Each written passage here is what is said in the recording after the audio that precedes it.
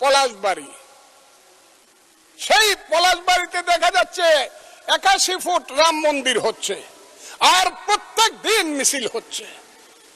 রাম মন্দির চাই না, মালাউন্ডা দেশ ছেড়ে চলে যাও, হিন্দুরা চলে যাও, মিছিল করতেছে। তাদের পোশাকটা দেখলেই বুঝি আমি তারা কারা। সেই পোশাকি লোকজনের সংখ্যা এখন বেড়ে গেছে, এমন বাড়ছে যে তারা পৃথিবীর কোন সভ্যতা সংস্কৃতি কোনো কিছু শুনতে চায় না, কোনো কথা শুনতে চায় না। ধর্মকে নিয়ে শুধু ব্যবসা করতে চায়, তারা হলো ধর্ম ব্যবসায়ী। সেই সব লোকজন আজকে ওখানে যাচ্ছে, মারামারি করছে। আমি সরকারকে বলবো, স্বরাষ্ট্রমন্ত্রী আছেন, যদি মনে করেন মন্দির ওখানে করা ঠিক না বা রাম মূর্তি করা ঠিক না, বন্ধ করে দেন একদম কঠিন ভাবে, যে না এই দেশে কোনো মন্দির টন্দির বা মূর্তি করা যাবে না। কিন্তু আমি মনে করি ওই 100 না 300 ফুট মূর্তি বানাক, আমি মুসলমান, আমার কি আইলো গেল, আমি তো ওটার দিকে তাকাই না। আমি প্রয়োজনে 25 তলা মসজিদ করব, অসুবিধা কি?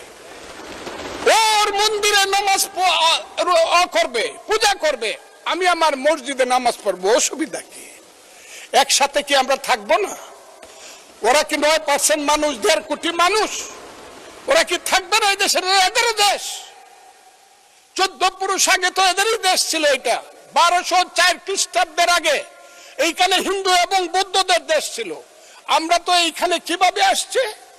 আমরা আসছি হযরত খাজা মাইনুদ্দিন চিশতি রহমাতুল্লাহ আলাইহি, খাজা নিজামুদ্দিন বখতিয়ার খাকি, হযরত শাহজালাল, শাহপরান, গেসুদারাজ, ওই চট্টগ্রামের বাইজিদ বুস্তামি, ওই বাগেরহাটের খান জাহান আলী থেকে ধরে ওলিয়া উলিয়া গাউস কুতুব দরবেশরাই তো এই দেশে বলছে আইছে, শোনো হে মানুষ ভাই, সবার উপরে মানুষ সত্য, তার উপরে নাই, তার নাম হইল সুফিবাদ। সেই সুফিবাদকে তো তারা মানে না, তারা তো মাজার ভাঙিয়ে ফেলতে চায়, তারা তো আগুন দিয়ে পুড়ে দিতে চায়। মৌলানা মৌলভী সাহেবদেরকে আমি শ্রদ্ধা করি, কিন্তু পীর সাহেবদের দোষটা কি? যে কুষ্টিয়াতে কুপায়ে মারলেন কেন? ফরিদপুরে আগুন জ্বালিয়ে মারলেন কেন? শাহজালালের মাজার ভাঙ্গার জন্য আমার এক ভাই 4 কোটি টাকা ঘোষণা করে কেন? এখানে মাজার থাকবে, আপনি যদি মাজারে ইচ্ছা হয় যাবেন, যাবেন না। আপনি আহলে হাদিস করবেন, করেন,